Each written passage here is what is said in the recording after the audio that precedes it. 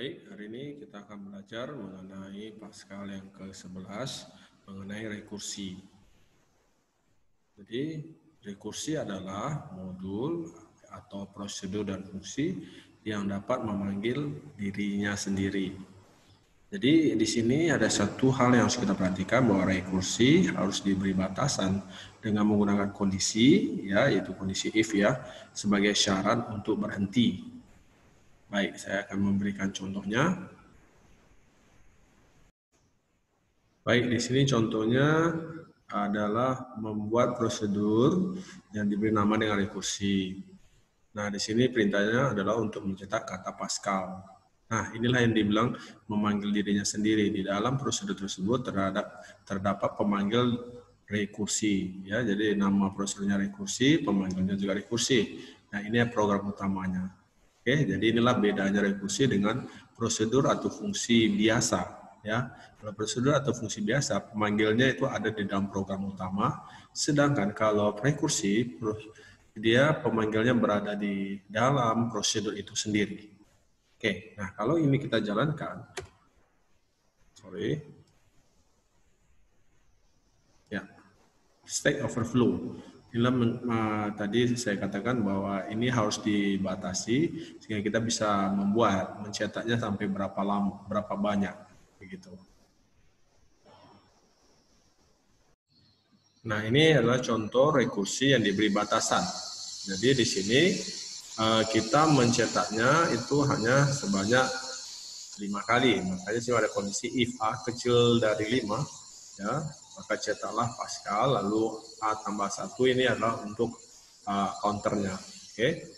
Baik. Nah, ini kalau kita jalankan,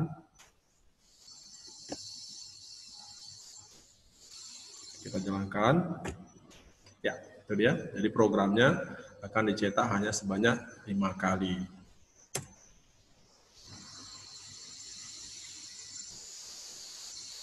Nah, kemudian kalau kita perhatikan, ya, ini dia.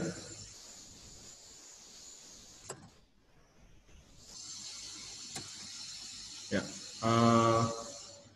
kita mau contohkan ya aplikasinya. Dalam aplikasinya, kalau kita perhatikan di sini, ya, nilai aplikasi rekursi itu bisa kita pakai untuk cari nilai faktorial. Sebagai contoh, ini rumusnya n faktorial sama dengan n kali n kurang 1 faktorial. Ini biasanya kita pakaikan dalam pelajaran matematika. Jadi contoh 1 faktorial itu adalah salah 1, 2 faktorial itu 2 kali 1 faktorial atau sama dengan 2, 3 faktorial sama dengan 3 kali 2 faktorial sama dengan 6. Nah, contoh lain itu bisa kita lihat pada bilangan Fibonacci dan bilangan prima. Nah, untuk bilangan Fibonacci dan bilangan prima itu bisa kita lihat langsung programnya di dalam CM. Baik. Jadi kalau kita lihat di sini, ya,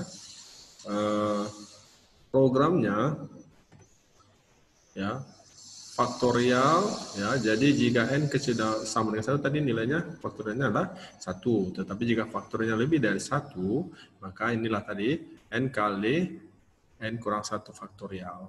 Oke, jadi di sini kita lihat faktorial, nama functionnya faktorial. Nah, di sini dia memanggil dengan dirinya sendiri dengan nama faktorial. Nah, ini program utama hanya untuk mencetak tampilannya saja.